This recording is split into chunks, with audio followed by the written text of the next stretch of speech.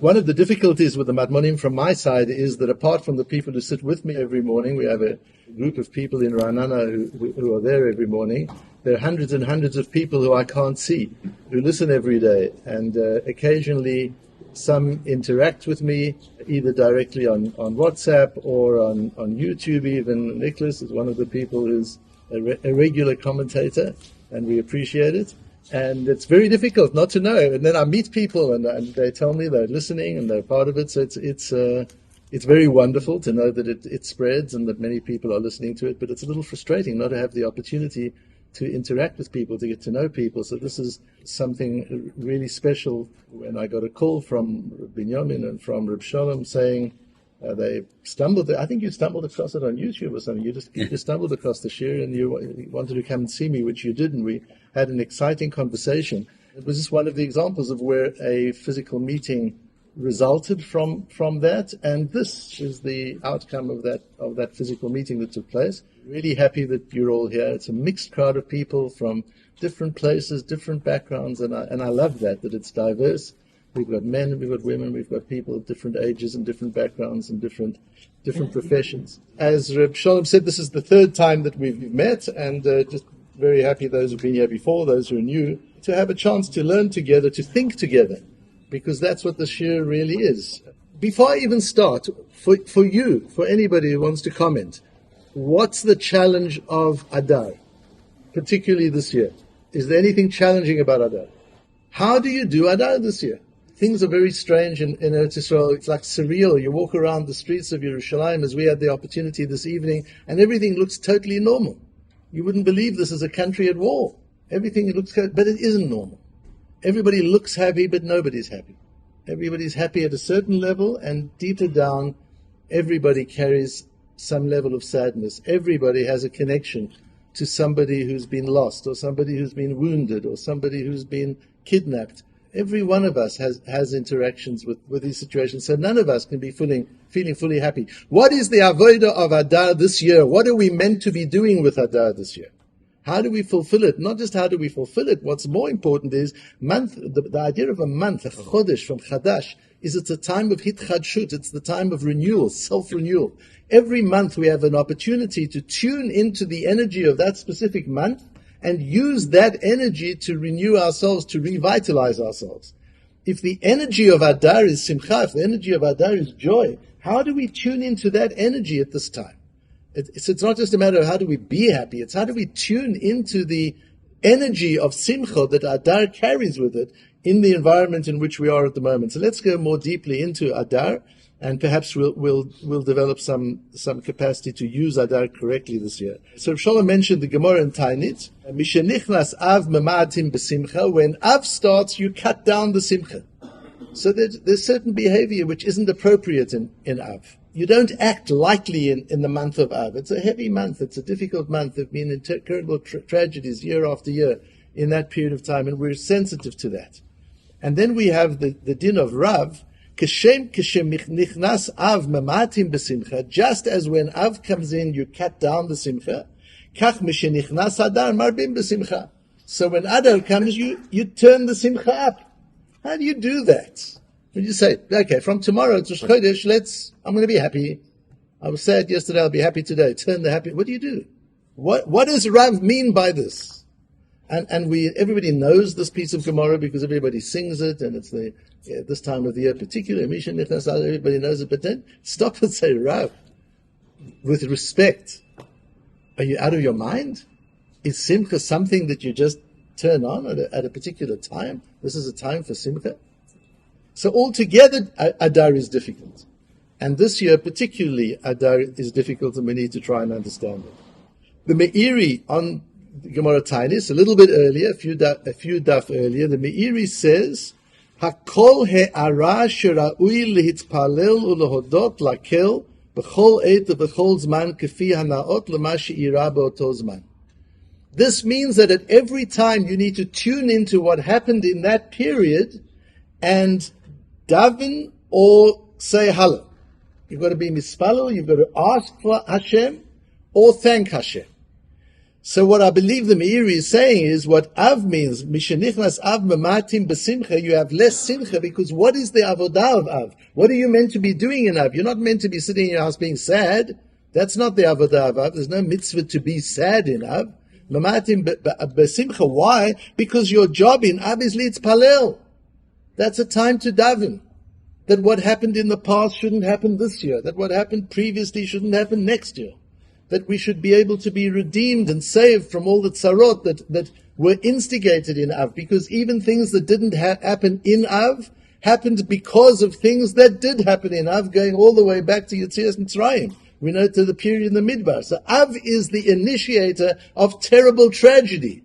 So what do you do when you're in the period that initiated tragedy? You don't become all depressed. You don't become paralyzed. Tefillah. Av is a time for davening.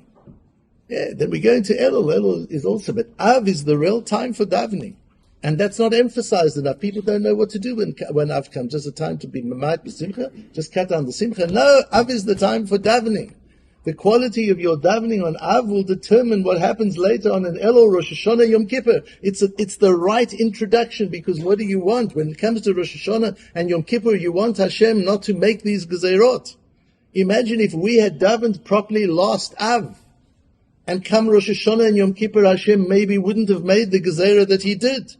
And a few days later, we might not have had October the 7th. That's a different discussion, whether that would have been a good or a bad thing. But on the surface, certainly it would have been a good thing. Maybe we didn't do enough in Av, because that's the time to get davening. And so what about Adar? Adar is not the time to daven. Adar is the time for halal. Adar is the time to say thank you.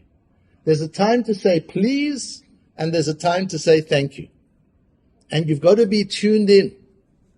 You come to somebody for dinner, you don't thank you, it's wonderful, thank you. What are you saying thank you for?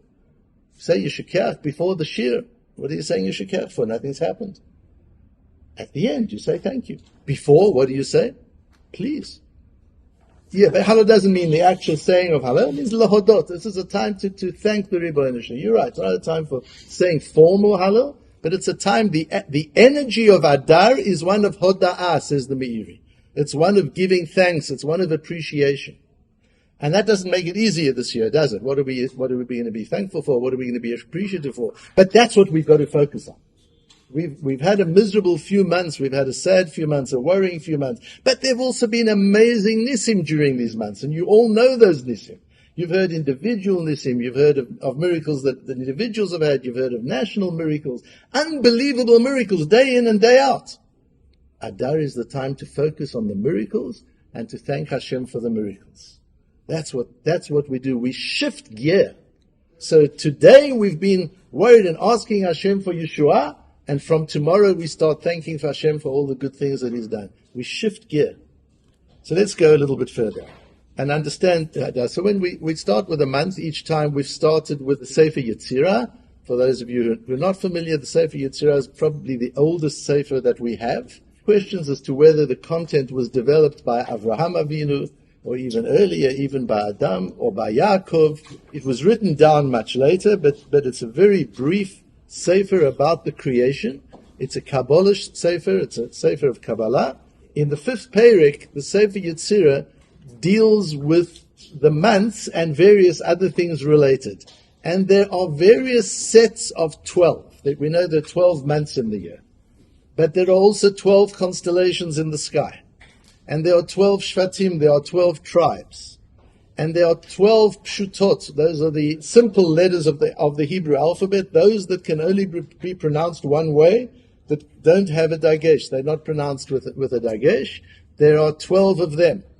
There are 12 primary emotions that Kabbalah deals with. And there are 12 body parts that Kabbalah deals with.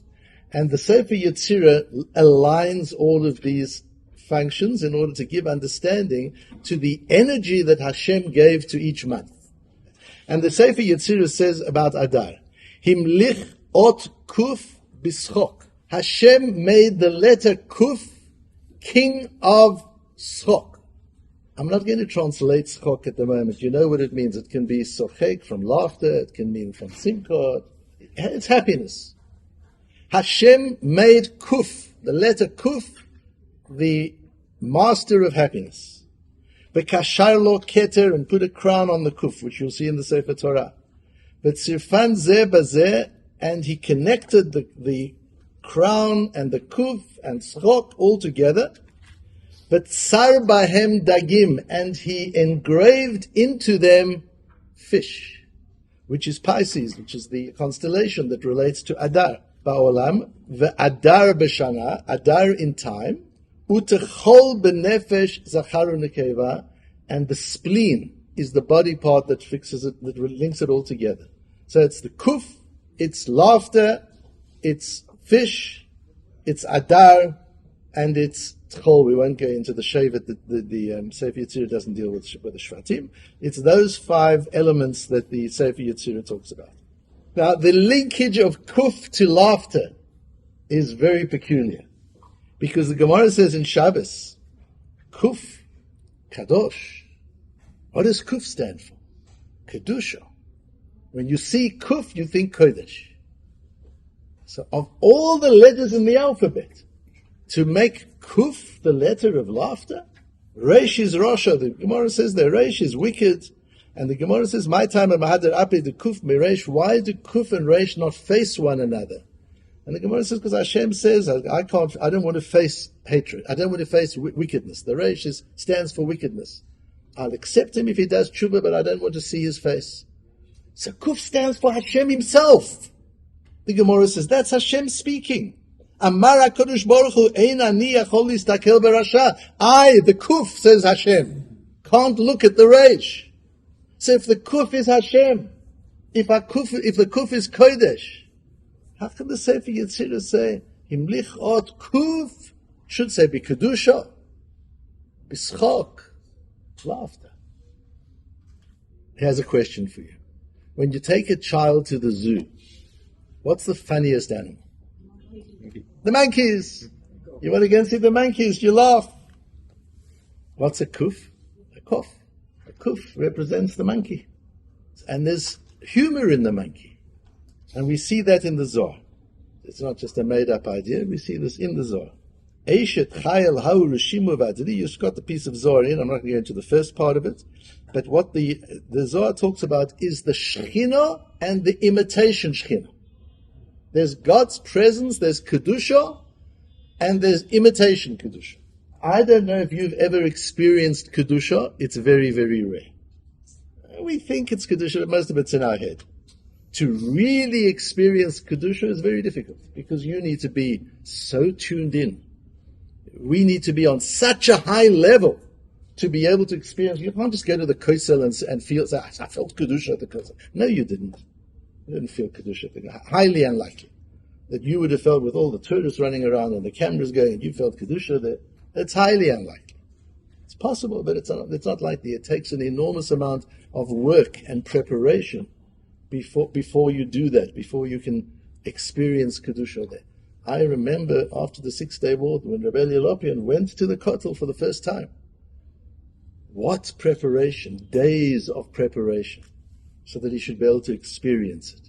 And this is a man who's a tzaddik already. And days of preparation to get ready for the experience of the Kotel. So I don't know about experiencing Kedusha, but fake Kedusha, that we've all experienced. It's all over the place. Fake Kedusha. So the Zohar is talking about Kedusha and fake Kedusha.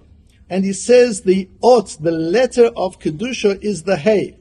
And the letter for fake Kedusha is kuf. He calls fake Kedusha Eshet Zanunim.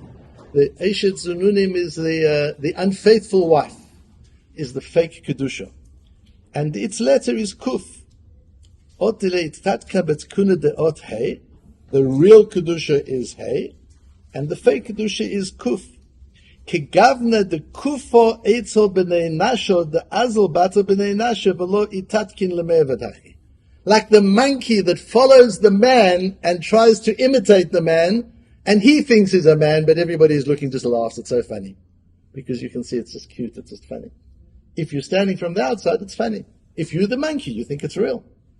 If you're involved in fake Kedusha, you think it's real. You're learning Kabbalah, you're learning Torah, you're davening with Kavanah, you're living in Eretz Israel, you're living in Yerushalim. What Kedusha? Maybe, but probably not. Probably fake Kedusha. Monkey Kedusha. So the Zohar says there's monkey Kedusha. And the monkey Kedusha is represented by the Kuf. And he says, V'lo itatkin lemeved hachi. Because fake Kedusha wasn't made for that. The monkey wasn't made to be a human being. He was made to be a monkey. And when the monkey acts like a human being, he's funny. It's funny. It's not genuine. It's just you laugh at it. It's not authentic. And so himlich ot kuf bischok. We understand why kuf, and kuf has the tail. Kuf is a hay with a tail.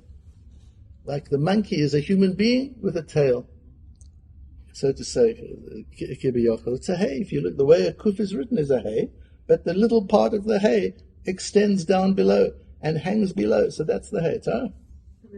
Because we're just talking about what is, not what we think ought to be and how we would like to do it, and if we were writing the Zohar, what we would say. I'm just telling to you as the Kabbalah has it. That's the fact. Hashem made the hay and the kuf as metaphors that we should have it very clear that the kuf and the hay are very close together. There's just a little tail that's extra. That's the difference between the kuf and the hay. Otherwise, they're the same. The fake and the real are very confusing. They're very close. It's not. You don't think that fake is something that's obviously fake. No, that's not what fake is. Fake is something that fools you. Fake is something that you're not sure whether it's artificial or it's not. You look at a fake fabric. Is this really leather or isn't it leather? You're not sure. You've got to feel it. You've got to touch it. And even then you're not sure. You smell it. That's fake. Fake is very difficult to tell whether it's real or not. So don't think when I talk about fake Kedusha that I'm talking about Madonna in Hollywood wearing a red string around her arm.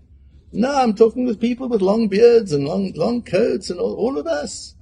We live in the area of fake Kedusha. The question is, what can we do about it? How do we move beyond that? How do we get out of that is where we need to go to. But to understand our Torah, this is just understanding how it is, whether it should be, whether we want it to be, whether we like it the way it is. The Zohar wants us to understand how close authenticity and fake are to one another. It's just a few millimeters on the tail of the kuf. That's the difference between fake and authentic. And in order to get to authentic, what do you have to do? You have to take away those few millimeters. The way you reach authenticity is not by denying the fake. The way you reach authenticity is by removing the fake. Because under it all, we all are authentic. Under it all, each of us have a real neshama. And in Eretz Israel, there's real Kedusha. And at the Kosel, there's real Kedusha. Under everything, there's real Kedusha. It's just that it's covered with layer and layer of fake. Just remove the layers. So the idea of getting to authenticity from fake is not a jump. It's just a gentle removing of the layers of fakeness that we put over because we can't handle the real thing necessarily. So kuf and hay closely related to one another, easily confused. The way to turn a kuf into a hay is to remove the tail, to remove some of the tail. David, you wanted to ask something? How do you discover that what you're experiencing is fake in order to remove it and become authentic? Very, very difficult and very hard. A good way to start is to make an assumption. The assumption is, I'm not Rabbi Lapin. He was authentic. The chances are, I'm not. So let's accept that. Let's start there. So what do I need to remove in order to become more authentic? What am I doing for show? What am I doing for image? What am I doing to impress people? What am I doing to become popular among people? To what degree are my thoughts and ideas influenced by everything around me instead of what's inside me? And little by little we start recognizing, once we become aware and become conscious of it, little by little we start recognizing and realizing, I wonder if this is really authentically me, or have I picked this up from around and about? Or is this something that's really me? And little by little one starts picking up and noticing, this is something I want to drop. This is something I want to get rid of. So that little by little I'm uncovering who I really am at my core. David? But the word Kedusha, real absolute Kedusha, pure Kedusha, still begins with a kuf. Yes, isn't that so interesting? So what we're being told is Kedusha then real Kedusha unavailable to us? No, I think what it's saying us is, we'll see a little bit further on, I think what we'll see is that you can't get to Kedusha in this world without going through the fake. You can't start, you've got to start with some fake stuff. Where are you going to start? A child, a bar mitzvah boy. What you're going to say? He's authentically Kodesh? At his bar mitzvah, a 13-year-old boy, and then he's in yeshiva at 15 and 16, you're going to say he's an authentic tzaddik? Of course not. We all pick stuff up from around us, and then it's the shedding. The problem is we pick it up and we don't shed. We just pick up more and more and more. Everything we see and everything we read and everybody we meet, we pick up more and pick up more. It's about shedding. It's about getting, they've got this wonderful word in South Africa that I learned while we were there. Load shedding. Shed the load of artificiality. Just drop it. Get rid of it. Shed it. That's what you need to do with a kuf. But it's a very important comment, David, that it's part of Kiddush. You're not going to get there without it. The other interesting thing about kuf is Hinei kol ha'otiyot she'ba'alef bet hem golem echad, says the Bnei Yissaschar, also from Kabbalah. You'll notice that it's only the kuf and the hey where you have to lift up the pen, where there's a space between the two parts. Chutz ot hey v'ot kuf shehem b'chodesh Adar v'Nisan. The letter for Nisan, as we'll learn when we get to the Nisan, it's Hashem in 2 months' time. When we get to Nisan, we'll learn that the letter for Nisan is hey. So these 2 months that are next to each other, but they're actually not, they're next to each other and they're not, because the year starts with Nisan. From the perspective that we're talking about, Nisan is the ROSH CHODESH, is the beginning of the year, and Adar is the last month of the year. So on the one hand, they're as far from one another as they could be, and on the other hand, they're next to each other. So which is it? Is fake and Kodesh next to one another or far from one another? That's exactly the point you were making, David. Fake and Kodesh are as far from one another as they could possibly be. And fake and Kodesh are as close to one another as they could possibly be. That's the paradox of fakeness. It's close to the real thing and it's far from the real thing. Adar and Nisan are neighboring months and they're at opposite ends of the spectrum of the calendar. And Hey is for Nisan, that's authentic, that's real. And Kuf is for Adar. Heim Chodshei Anisim, Nistarim Ugluyim, they're both miraculous months. Because what keeps the two parts of the hay together? What keeps the two parts of the kuf together? That's the nes. What keeps things together is the miracle. The miracle is not the thing itself. The miracle is the pattern that gets created. When you have what we call coincidence, but coincidence is miracle. One thing happens, it's not a miracle. Another thing happens, it's not a miracle. That they happen simultaneously or they intersect, that's the miracle. The miracle holds things together that shouldn't be together.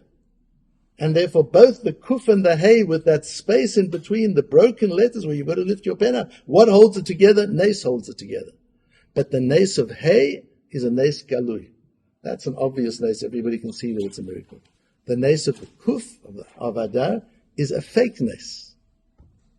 You can't recognize it, you can't see it. People don't even notice that it's there. But it's a nes. It's also a nes. And in fact, as we'll learn, the nes of Adar is more important for us to work with than the nes of Nisan. If you think of Adar, there's something very authentic in Adar as well. We received the Torah at Sinai. Was that fake or genuine? Here's the shock, isn't it? It was fake. Hashem held the mountain over us and told us if we don't accept the Torah, we'll be buried there and then. Kofa aleim har kegigit. So we all said, yes, Ribbono Shel Olam, we accept the Torah. You're sure. Because you know what will happen to you if you don't. Comes Adar and Kiyamu v'Kiblu. Kiyum Hashtar, when we talk in the Gemara about Kiyum Hashtar, that's authenticating a document. Kiyamu, we authenticated that which we accepted in a fake way at Sinai. That's where Adar links into it. And in this case, although Adar is the time of fakeness, it's not fakeness. What Adar is the turning of the kuf into the hay. It's the transition from Adar to Nisan. It's the transition from kuf to Kodesh. That's the transition is what we're talking about. And so we take the Kabbalat Torah, the receiving of Torah, and we are Mekayim, we authenticate that which was originally done in more of a fake way. And that's how we grow and we build strength. Because if you're going to take on something new, so we talked about the 16-year-old boy in yeshiva. We don't have to say a 16-year-old boy. How old are you? 10. You're 10 years old. And when did you finish Masechta Rosh Hashanah? Today. And your first name is? Ben Zion, 10 years old, has finished 25% of Shas. 10 years old. The boy started at the beginning and he's finished 25%. He finished Rosh Hashanah today. Any of us got an excuse. But does that mean he's an authentic Talmid Chacham? Ben Sion, what do you think? You're an authentic Talmid Chacham? Not yet, you're on the way. But if he wouldn't have had this desire, for whatever reason, whatever's driving this desire, it doesn't matter whether it's authentic or not. It will become authentic. You don't start with authenticity and become fake. You start with fake and become authentic. We pick things up and then we strip them down. And you don't grow if you don't pick up, like a snowball. If it rolls down and it doesn't pick up snow on the way, it doesn't get bigger. We pick things up from life, and what we pick up is not authentically us. We pick up from our friends, we pick up from our rabbeim, we pick up from Sforim, we pick up from the newspaper, we pick up from all sorts of weird places. Some of what we pick up is incredibly powerful and some of it isn't, but none of it is from within us. It's all from outside. And we sit and we learn, and we're learning what this one says and what that one says, and we watch this YouTube and we listen to that podcast. It's all from outside. What about our own learning? What comes from inside? Do we give ourselves the time to learn authentically? What do I feel about this piece of Gemara? What have I noticed in this piece of Gemara? Or in this Posuk in Chumash? Or in this Mishnah? Or in this Medrash that I've learned? What if I bring all of my life experience to bear on what I've just learned, what does it say to me? Not what does it say in the art scroll, or what does it say in one of the other compendiums, or on the internet, or on somebody's shir I listen to. What does it say to me? That's the question each one of us has to ask with each thing we learn if we want it to be authentic. And then you can strip the other. Then the other, you can let go of the other. Because what's important is what it's saying to you, if you're sure that you're learning correctly and you're learning in a straight sort of way. And so we grow that way. We take on something inauthentic, and then we shed it. Taking it on is very easy and painless, usually subconscious. Shedding it is very painful. Letting go of that which is fake, letting go of that which is inauthentic. Identifying it, as you mentioned, how do you do it? How do you identify it? And once you've identified, how do you acknowledge, this is fake, this isn't really me? And once you've acknowledged it isn't really you, how do you drop it? How do you let it go? And how do you get to the essence of who you really are? That's hard work. And then you just get there and you make some progress, and then you look at yourself and you've taken on some new stuff that isn't you. And you notice, I'm shockling and davening, but not because I want to, because people are looking at me. As a metaphor, it doesn't matter what it is that you're doing because people are looking at you. And you realize, I've got to get rid of this too. This also I've got to get rid of. And as you get rid of it, the work of getting rid of it, you accumulate and you shed. You accumulate and you shed. Does that ever happen to you in your house? That you shed stuff in the house, you clear out, Pesach time, or you emigrate and you get rid of a whole lot of stuff, and a few years later you're getting rid of a whole lot of stuff again. Because that's life. We accumulate and we shed. We accumulate and we shed. And hopefully we accumulate a lot and we shed most of it and we just keep the gems, because the gems are really who we are. That's how we grow. And that's the idea that I've mentioned before, I think in this year even, the idea of Nessim Taleb that talks about the fact that the human being is anti-fragile. And he says that fragility, the opposite of fragile is not robust. Robust is something which isn't fragile. Fragile means it's easily damaged. Robust means it's not easily damaged. But he says you need to go further on the spectrum. There's such a thing, and he coins the word anti-fragile. There are things that get stronger with pressure. There are things that the more you pressure them, the stronger they get. So there's some things that shatter when you pressure them. There are some things that don't shatter when you pressure them. They stay the same. And there are some things that get stronger when you pressure them. And the human being is one such thing, he claims. And that's how it goes through with growth in Torah. We go through hardship because the hardship will eventually shed the hardship. And when we shed the hardship, what we're left with is much stronger and brighter than what we had before. But if we never have the hardship, we'll never get anywhere. We're raising a generation of young people in the United States who don't know what hardship is. They don't know what discomfort is, because comfort is such an important part of life. You can't become robust, you can't become strong without going through hardship. And so if we're going to live this life of anti-fragility, if we're going to live this life of shedding the artificial, we need to have a filtration system so that you can actually put yourself through, filter your blood and get rid of the fake. That's the toll. That's what the spleen does. The spleen is a filtration of the blood. And that's why the Sefer Yetzirah says that's linked together with the kuf. The kuf is this fake that needs to convert into Kodesh. And the tchol is the spleen is the organ whose energy is one of filtration. And so we're not just talking, yes, it filters the blood. That's what it does in a physiological sense. But in a Kabbalistic sense, the tchol is also the energy of the tchol is the energy that filters our lives and gets rid of the garbage, gets rid of the fake, so that what we're left with is more pure. And what does the Gemara say in Masechta Brochus?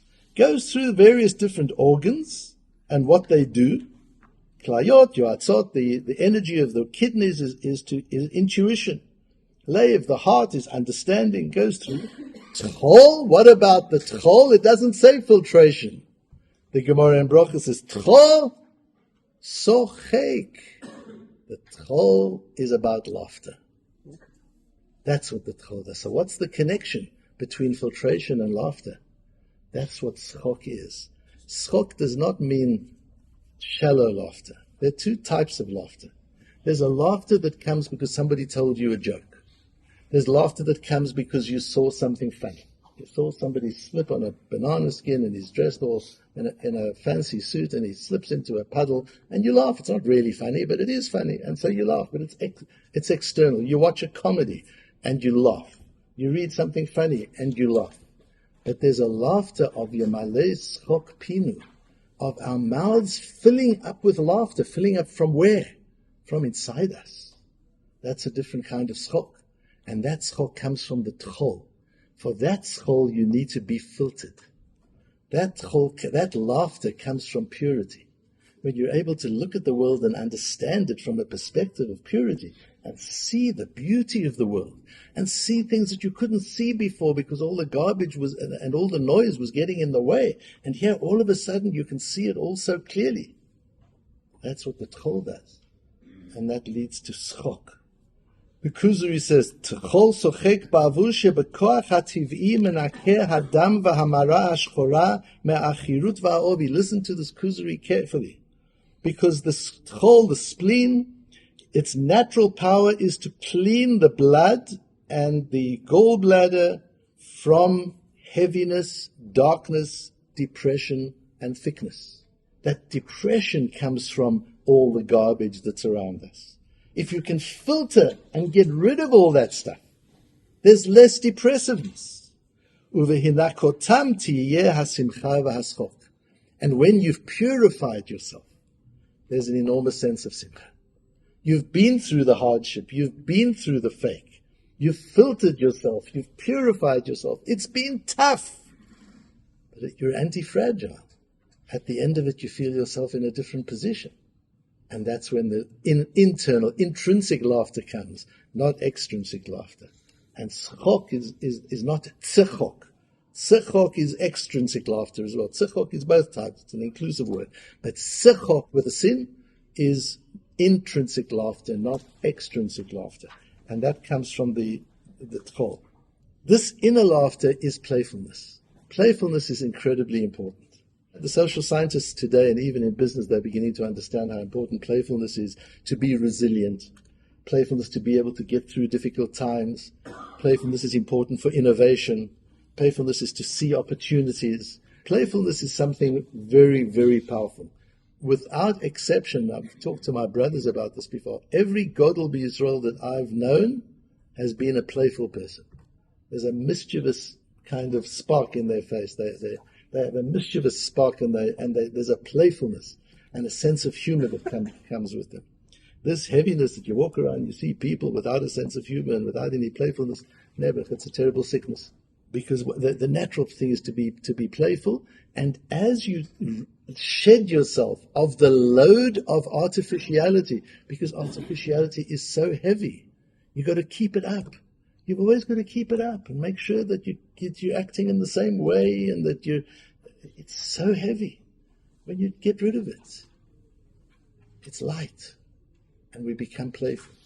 And what did the Sefer Yetzirah say is the constellation for the month of Adar? Dagim, fish. Such playful creatures. People put them in tanks in their houses because it's so beautiful and tranquil to watch the playfulness of the fish. They just play all day. That's all they do. And they play even when things are tough. Even when there's a fisherman there with bait, They're busy playing around the bait. Even when there's a fishing boat there with massive nets, they're playing in and out of the nets. They never stop playing. That's the dagim. And we see that idea in a medrash in the Yalkut Shimoni, Arba'ahem shelaku. There were 4 people who suffered terribly in life that the medrash mentions. Echad laka v'haya meva'et ve'echad laka v'haya mesachek. One of them got angry when he suffered hardship, and he rejected Hashem at first. And another one was suffered hardship. Mesachek, the same word. Tzchok is something you have to feel even in hardship. If you can go through hardship just without the fake, just without the garbage, without the noise, okay, it's hard. But that doesn't mean you can't be playful. What makes you not playful, says the Kuzari, is the heaviness. What makes you not playful is the impurity. That's what weighs you down.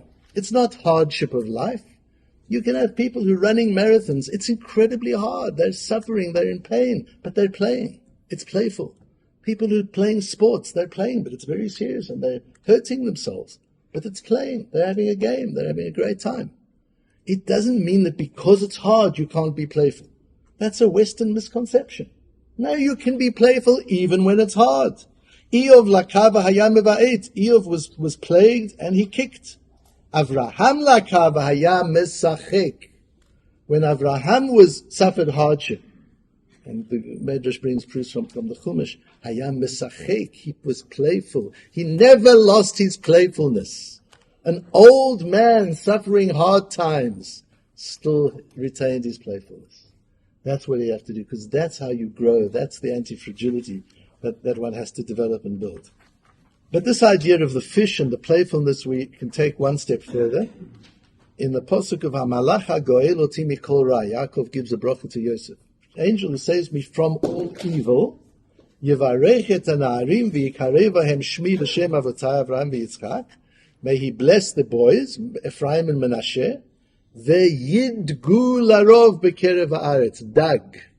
May they be as playful as fish in the land. That's part of the bracha. Ve'yidgu, may they behave like fish. That no matter what's going on around them, they don't lose their lightness of spirit. They don't lose their playfulness. And if you look at the names that Yosef gave his sons, the first one is Kinashani. Menashe calls him Kinashani Elokim et kol amali et kol beit avi. Because Hashem made me forget all my accomplishments and my father's home. I had a terribly difficult time when I came to Egypt. That's Menashe. And Ephraim? Ki hifrani Elokim be'eretz ani. Hashem made me fruitful and prosperous in my land of difficulty. He was able to move from the hardship to the celebration and see v'yidgu, see playfulness in the pattern. At the time you're going through hardship, it's difficult, but when it's over and you look back, it's not as difficult. You're able to look back at it and find the patterns and see the intention and see the journey, and it becomes something that's potentially much, much more playful. And the Medrash says in Shemot that they name their children after the events of their lives. To remember the miracles. That even in the darkest moments, we come out of those darkest moments. You can't have playfulness if you don't trust in Hashem. Because if you don't trust in Hashem, you might be in the dark moments forever. But if you trust in Hashem, you know it's just part of the play. It's part of the game. Sometimes they score a goal, sometimes you score a goal. Somebody gets hurt, somebody gets up. It's part of the game. You win this round, they win next round. It's part of the game. If you have emunah, you have bitachon, you're able to endure the hardship with playfulness. Rabbi Yochanan mishum Rabbi Eliezer Rabbi Shimon Gemara in Beit So harotzeh sheyitkaimu nechasav yita bahen eder.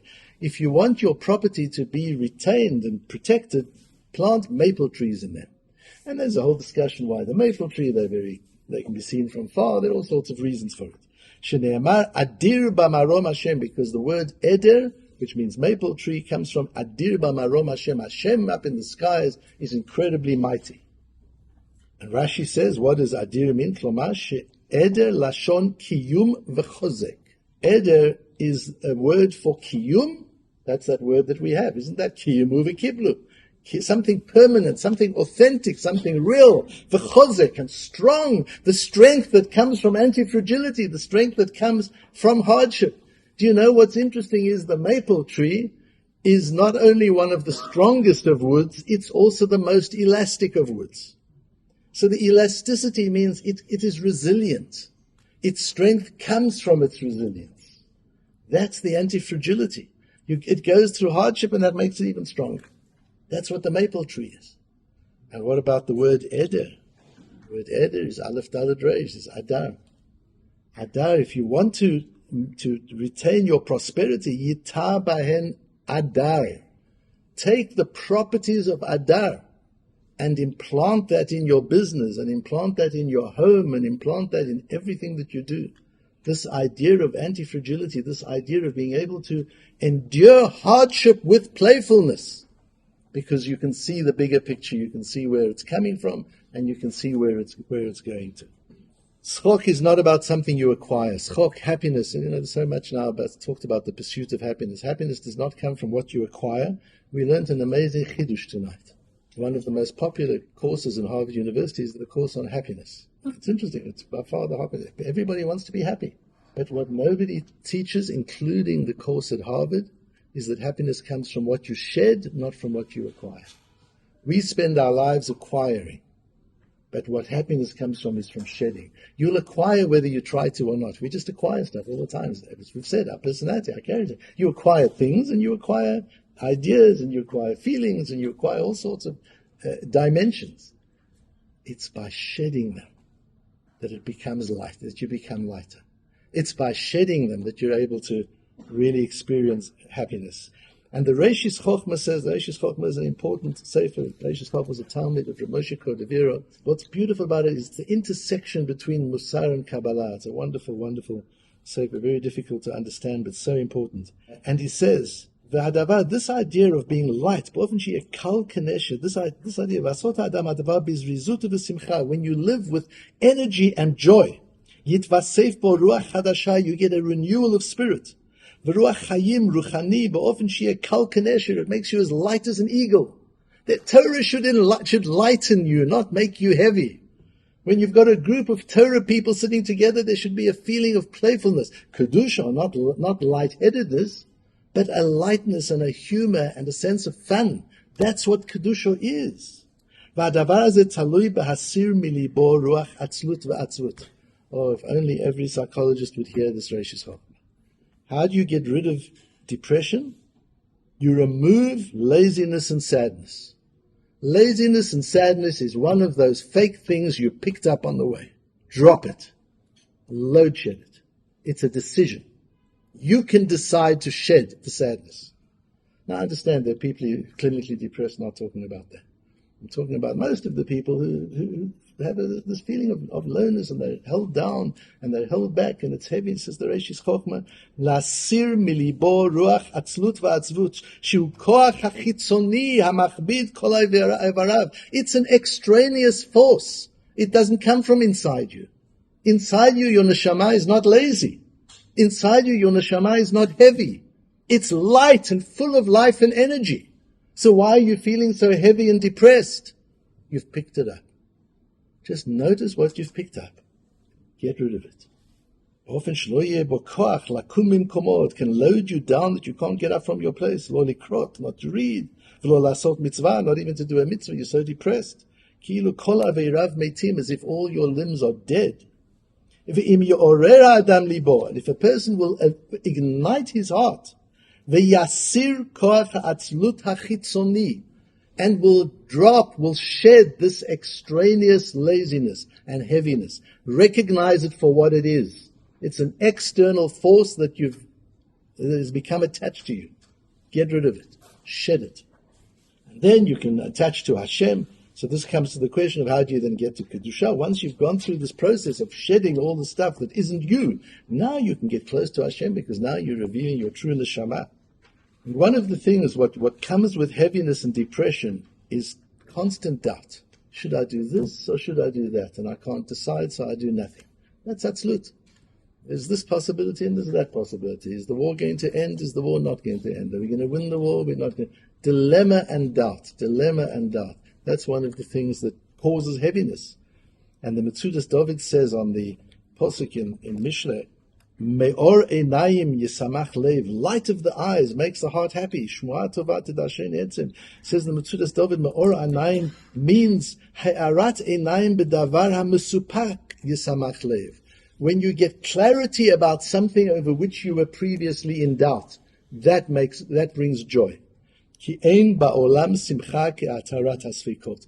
There is nothing as joyous as solving problems, as something which was weighing you down, being able to find the solution and being able to drop it. I can move on because I've solved for it. And what is the gematria of Safek? 240, is that right? And what is the gematria of Amalek? The same. Adar is about getting rid of Amalek. Amalek is constant doubt and second guessing yourself. And am I good enough or aren't I? And am I great enough or aren't I? And will I make it or won't I make it? And all this constant self-doubt.